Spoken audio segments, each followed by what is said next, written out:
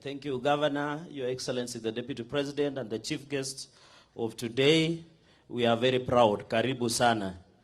Secondly is to wish all the graduates all the best as you hustle and work for the great people of this country and across the world. Mine is to continue supporting the Vice Chancellor, that as the government continues with reforms of funding to the universities, especially public, they might find it favor in their eyes to include universities that are sponsored by various religious organizations in this republic. With those, on behalf of colleague leaders, we wish you all the best. May God bless you. As a neighbor here also, Your Excellency, the Deputy President, it is an honor to have you around. And we are proud of what you are doing on behalf of all of us. And I hope when you will get the chance to speak, please speak truth as a truthful man to these graduates, to know that the real work begins now as you go into the future. Asanteni sana, Mungu awabariki, mwende muhasol na mujipange. Mbele iko sawa, asanteni sana. Tumpigie makofi senata wetu. Asante sana. Pia tuko na Deputy Governor Daktari Yulita Cheruiyot'S, our Deputy Governor Nandi, pigie makofi. So Your Excellency, we are honored to host you. You have been here yesterday, several meetings and functions.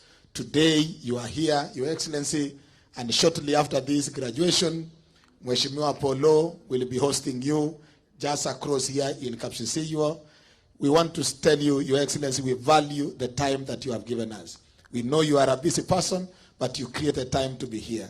Your Excellency, in next year's graduation, we always work with this institution. They have given me the responsibility always of working with them in identifying guests to be invited to the graduation. Your Excellency, we agreed this time round that we needed you to come.